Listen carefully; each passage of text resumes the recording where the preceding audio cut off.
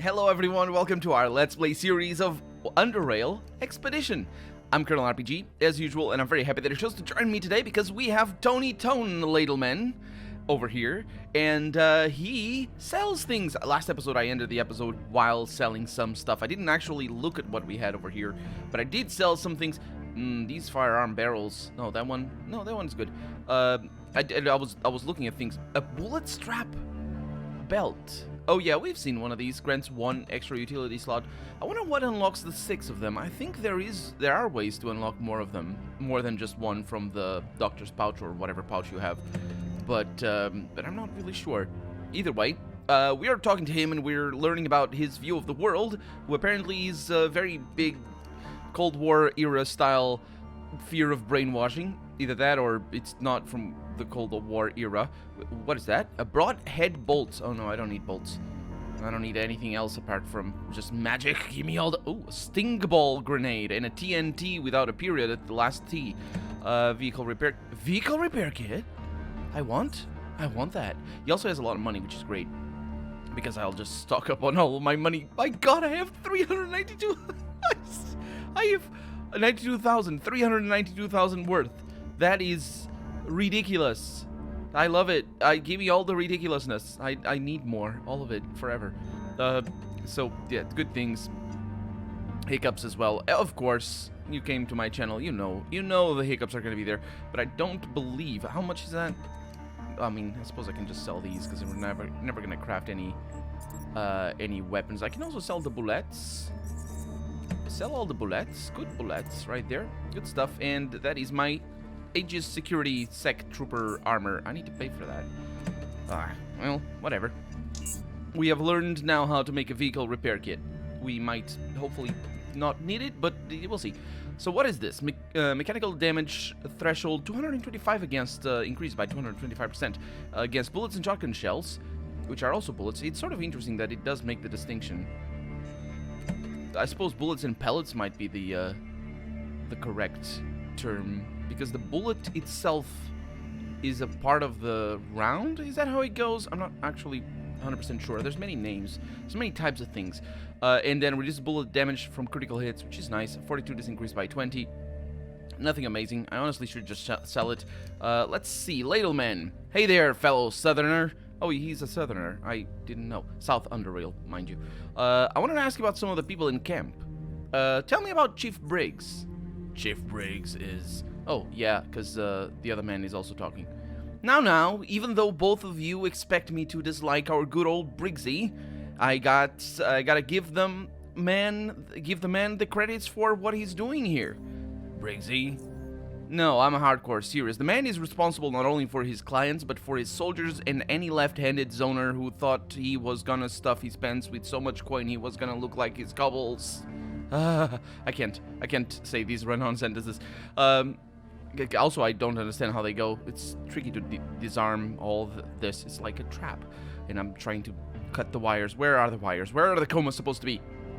So the man is responsible not only for his clients, but also for his soldiers, as well as any left-handed, specifically left-handed zoners who might have thought that they were gonna stuff their pants with so much coin they were gonna look like his cobbles, and I suppose that's their testicles, had turned into boulders, because of course the boulder is a big stone specifically, I believe. I think that's how English works. I'm not actually sure if that's how it works. Can you have tiny boulders? I don't think you can, because it wouldn't be a boulder anymore. It'd just be a stone. Anyway, after the gig, it ain't easy. That was not easy, no. Yeah, I get scolded all the time, says Ladleman, but it's always wrong. No, but it ain't always wrong. He may be a grumpy jerk. Are we talking about... Oh, yeah, the grumpy jerk that I asked if I can kill. Maybe I can. We'll see. But it's gotta keep this place running and safe. I dig that. It's stressful. It wasn't as grumpy when we first came here, after all. And he may be so stuck up... We get the point, Tone.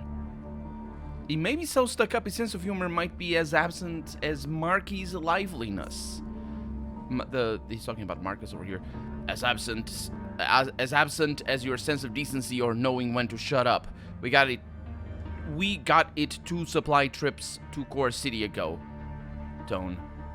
Oh, right. Okay, we got that. Yeah, of course.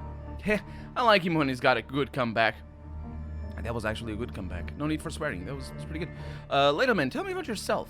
Well, Carrie, I am what you call it, a Tony of all trades. Or as Marcus calls it, a tone of all trades. But it gets confusing because tone is an English word. It doesn't matter. It is also an abbreviation for Anthony. That's a true abbreviation. It's just that Tony is also an abbreviation. I suppose you can be called Tony. It's not like it's forbidden by law. Unless you live in a country where it is forbidden by law. Because some countries do prohibit certain names for reasons of... People are insane. Anyway, my life has had so many twists, he says, and turns, and tunnels, and crevices, and drops, and whatnot, that I never got the chance to settle in one place on one job. You've been living in Core City for 5 years. That's worth something. Well, yeah, but where in Core City? I used to live in the drop zone at first, fixing shacks and cooking barrel soup until I could get out of that place. That hairy, greasy owner who mistook me for his wife one night is an experience I'll never recover from. I thought he was gonna say he'll never forget. Maybe that's what he means.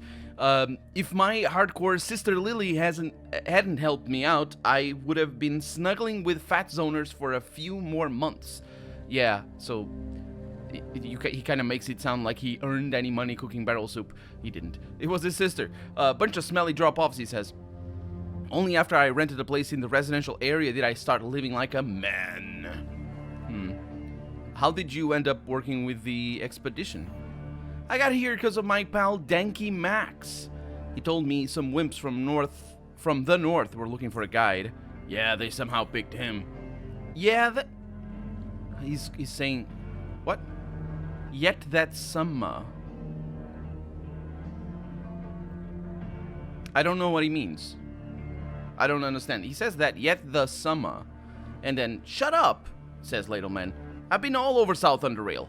Born in Junkyard, fixed squads in Rail Crossing, hunted in Hathor, mined in Foundry, and lived. Oh, look at that. Yeah, Foundry as well, not the Foundry. Yeah, the game is consistent on that. I like it. On that bit over there. And lived, but most importantly, I was raised on a damn boat. My dad, a sailor like no other, he took me all over the waterways before I got my first jet and could ride alongside him. He's one of the rare people who had the guts to sail through the Black Strait and peer into Hell's Gut. Swear on my sister Lily, and now I'm here. Tony Ladleman. He turns to you, helping that ungrateful wimp over there. And then he laughs, with a B at the beginning. So Marcus, tell me about yourself. Yeah, I think we're talking to both of them, and that's why they keep talking. Why Marcus specifically keeps talking. I'm a sec engineer, he says. Oh, I forgot his voice. I'm a sec engineer. I handle weapons, electronic equipment, shield emitters, turrets, surveillance too, those sorts of things. Hey, how long have you been here again? About 3.5 years. I'm one of the newer and younger employees here, as most sec troopers are either experienced protectorate soldiers or have worked in security or law enforcement for a while. 3.5 years on a single job. Damn. I change them like I change socks. I mean, better example. I change them, often. Well, even though it might be hard to say so in conditions like these, I'm happy working for Aegis Incorporated. The pay is good, but most importantly, I find being a sec engineer a lot more satisfying and fulfilling than what I did before, no matter how tough supporting this entire operation may be. Ain't life perfect, Marky? I felt the same when I switched from assembling hand grenades to repairing machine guns. Safer, simpler job that paid better, and the protectorate, or rather, the proprietor, had this hot blonde daughter. Come to think of it, I lost that job because of her. Yeah. Our life stories are exactly the same, says Marcus. Sure are, Marky, sure are, says Ladleman, smiling. We just gotta make it out of here alive. What can you tell me about Yahota? She's what we call a security specialist, says Marcus. What? Yeah, abbreviations, man. Is that how it is? That is not how it is. Is that how it is? Let me know in the comments. Security specialist, he says. She assumes roles that require expertise beyond that of a normal a sec trooper. The general population thinks our job consists of simply escorting and protecting clients from one place to the other, but as you've seen for yourself by now, we are capable of doing much more than that. We sometimes need to function like a small army and thus require people with a variety of skills. She's a master of infiltration and a sharpshooter like no other, and she can hit a man straight in the eye from 500 meters away, and she does not have any kind of ocular augmentation. Hard to believe, but it's true. Maybe she should have augmented her attitude a bit. The chick's acting like she's... said this Ladleman. The chick's acting like she's the chief herself. I mean, if you want to be the boss of me, you gotta have some curves, baby, yeah. Well, says Marcus, she's second in command here, not saying she's not a bit difficult sometimes, but let's face it, she earned it. She's been on many jobs, always performing flawlessly in pretty much any role you put her. Earned it, huh? You know about those rumors. Rumors? You mean that she's Briggs' daughter? It's a different rumor. That they're grinding, says Ladleman. His eyes almost pop out of their sockets. What? You know, nookie rumpy? Rumpy pumpy, because I can't swear. Sure, they kind of look alike and have the same grumpy attitude, and I can imagine you sec troopers barking up that cliff, but every laborer I talk to say, yep, there's grinding all right. Swear on my sister Lily. That's not what the trooper said, though. That's Ladleman says, the sister Lily. I mean, he asked to see her straight away after we came back from Chorus City. What's that telling you, Marky? He came back for that towing. I suppose that's an euphemism, but then it's abbreviated. I suppose it's towing? I'm not sure what towing means. But he came back for that towing frizzer kiss. Cold but sloppy. And he laughs again with a B at the beginning. It's telling me we're done discussing this. Well, I guess that's that. What about Seeger? Ginger, says Ladleman. Professor's computer guy. Can't dig half the things he's saying. Ladleman can't dig half the things he says. He can't understand half the things you're saying, says Marcus. Well, ain't that pipe working? And he laughs again with a B at the beginning. To clarify, Carrie, it's not the technical terms that confuse Stone. Most of the time, it's the Hexagonian slang he's using. And to tell you the truth, even though I visit Hexagon... Hexagon is a place? I don't remember that. Even though I visit Hexagon fairly regularly, I too can sometimes struggle with some of the new terms he's using. It all changes so fast. X this, X that. It's a one-trick hopper, don't you think? You mean like pipe this, pipe that? Damn it, Marky, you really gotta make this hardcore for me, don't you? But why Ginger? I thought he was just a ginger, and not... His name is Ginger, apparently. Maybe, I don't know. But why Ginger? Don't think I've heard anyone else call him that. I don't know, that's the first thing that came to my mind when I saw him, because it's kind of Ginger. With a capital G, though. Why not? Why not dreadlocks? Nah, that'd make him sound far too hardcore for someone who's playing with computers all day. He laughs again. But at that, the kid's dominating.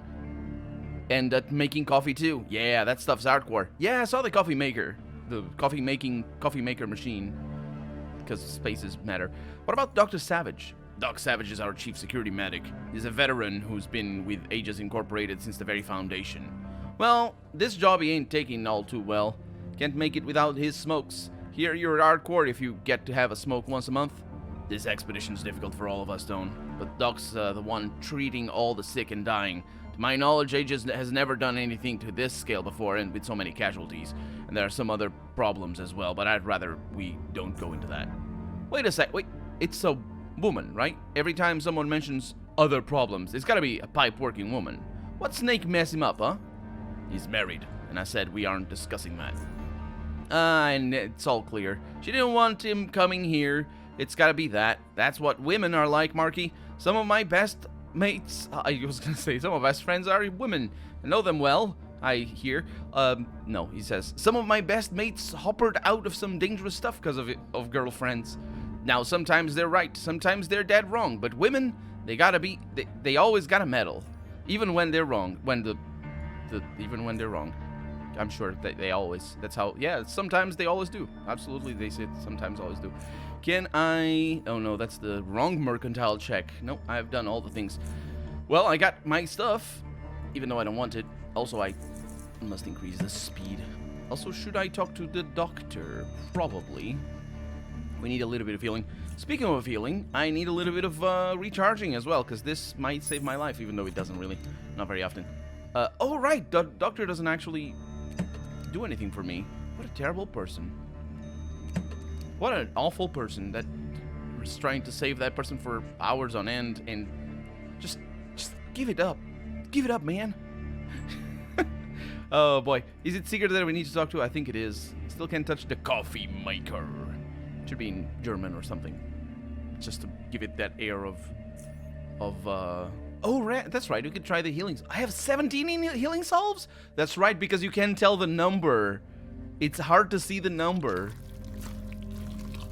Oh, that's the sound that we were hearing. I thought it was some spell or something. But yeah, you can see the number. It's very hard to see the number over there because of the icon. Yeah, that's just how it is.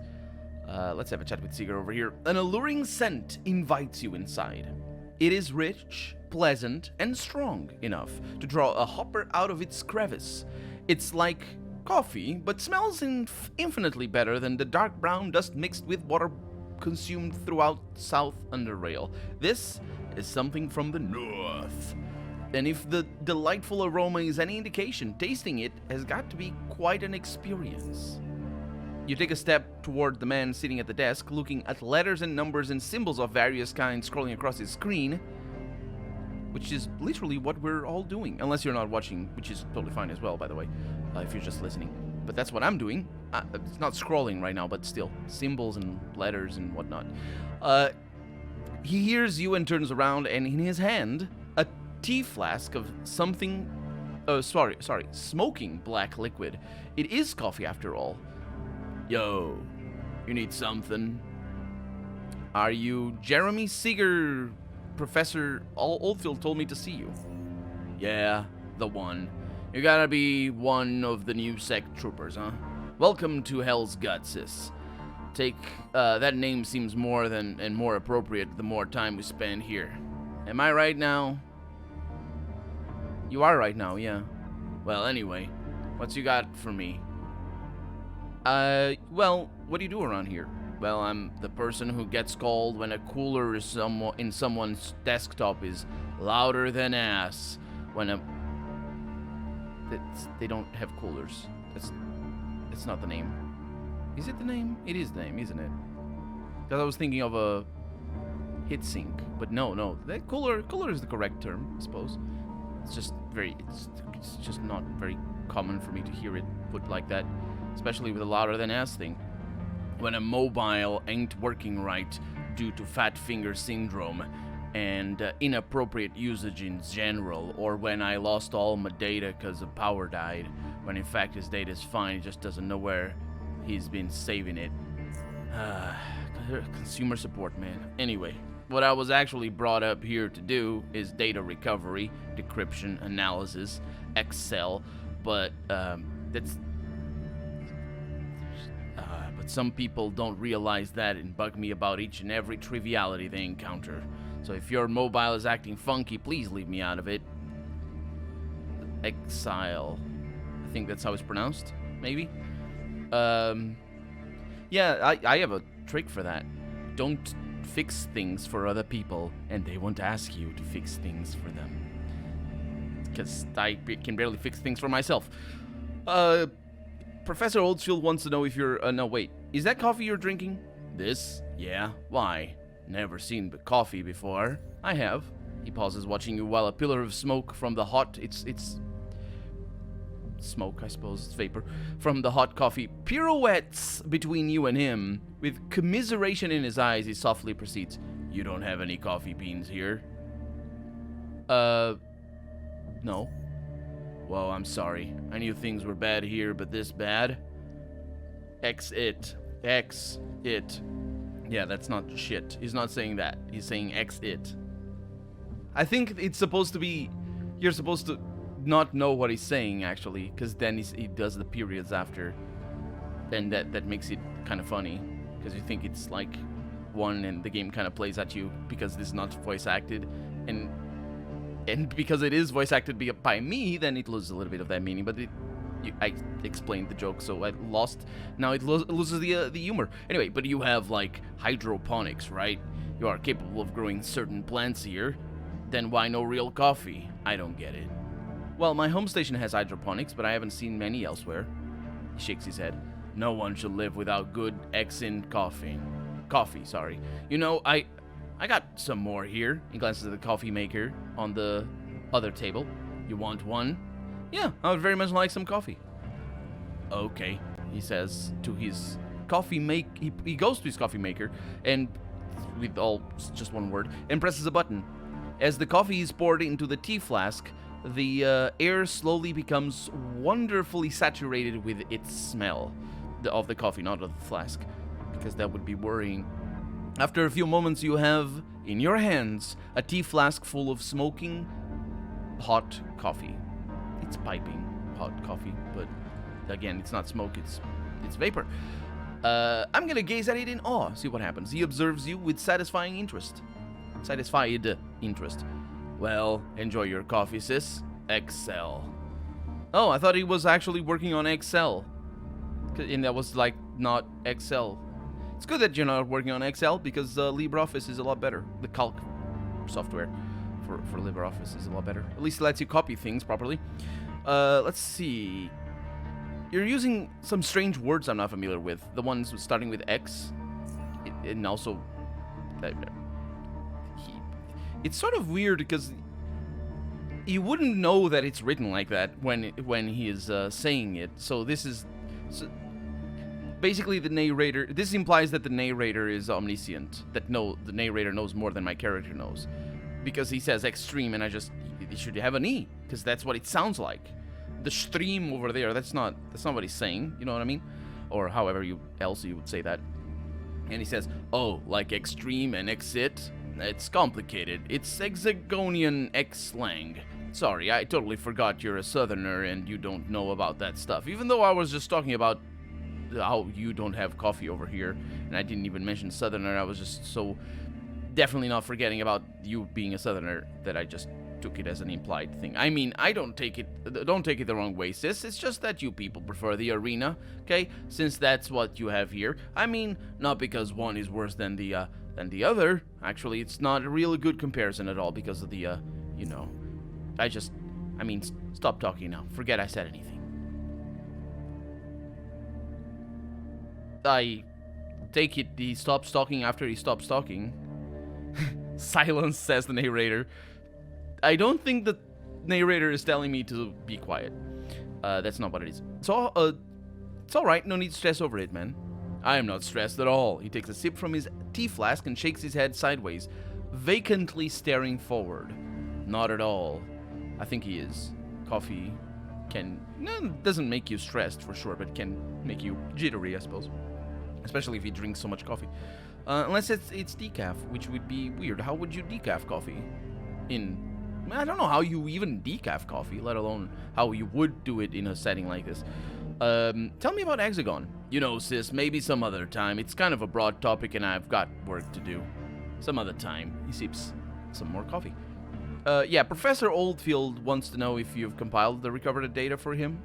We were under attack, sis. Now I may be a kind of person that rarely lifts my ass from the chair, but even I am not that extreme to sit here and sift through this stuff while people are all dying, like around me. He turns to the computer and opens a file, sighing. But yeah, I do have some of the important bits stored. I'll send it to him as soon as the network's back. He glances at one of his monitors and raises his eyebrows. Oh, Marcus sorted the power. Extra. Sending it now. Sure. What's this about, really? The data. I mean, the professor mentioned it's some kind of breakthrough discovery. Oh yeah, you betcha. You see, ever since we got here, we've been trying to find a way to enter the building just across from my tent, the keep. The panel by the gate is totally unresponsive, and the walls are extremely thick and sturdy. Hey, the building did survive the Biocorp assault on the island after all, and you know, we don't just want to blow things up here unless we really gotta. Now, the building still got power, okay, as we are easily picking that up on our instruments, but so far we haven't found a way to interface with that panel until I recovered this data. According to it, the panel is actually a scanner which authenticates a person based on a small active radio frequency indication, or ARFID. Anyway, it's a microchip that is most often implanted into the right hand. So if we find one of these microchips, or learn to wait a next second. Why am I telling you all this? No, you go on. Well, okay, we find a working chip and we're in. All other NFT facilities should work the same way, so we'll be able to gain access to those as well, if we can get through the natives. Anyway, we don't want to blow up the buildings, but the natives, we'll blow them up. Anyway, it seems every NFT citizen had an implant. Those implants also contain some other personal data, but that's of secondary importance right now. So where do we find one of these ships? Now that's... An ascending two-note sound interrupts your conversation, and something flashes on the bottom of his right screen. Excuse me for a moment, it's the professor. He puts his coffee aside and his headset on, adjusts the microphone and clicks the icon flashing on his screen. A window pops up, its top right corner bearing what appears to be the University of This logo, and an outline of a frontal view of a grandiose building placed in a circle under which University of This is written in a serif font. Then the face of Professor Oldfield appears, speaking words only Seeger can hear. Yes, sir. You did? Oh, yeah, she's here. I'll tell her. Oh, thank you, sir. I know. I'm well aware of that, sir. Excel. I dropped the comm once the attack started and broke it. Yes, I understand. Really? Yes, sir. Thank you again, sir. Extra. Yes. I'll tell her what you said. Goodbye. What did the professor say? That you should go see him now. Anyway, you stopped at the now that's the... Actually, professor will fill you in on the rest. Oh, come on, man. This is getting ridiculous. You better go see the professor. I better get going then. Okay, see ya. Well, it's back to the professor. And also, it's out of time for the day, because we're out of time for the day. So for right now, I'm Colonel RPG, and this has been Underrail Expedition. I really hope you've enjoyed it. And if you did, go ahead and leave a comment. Like the video if you want to see the next episode come out sooner rather than later. But above all, thank you so much for watching, and I hope I'll see you next episode. Bye-bye.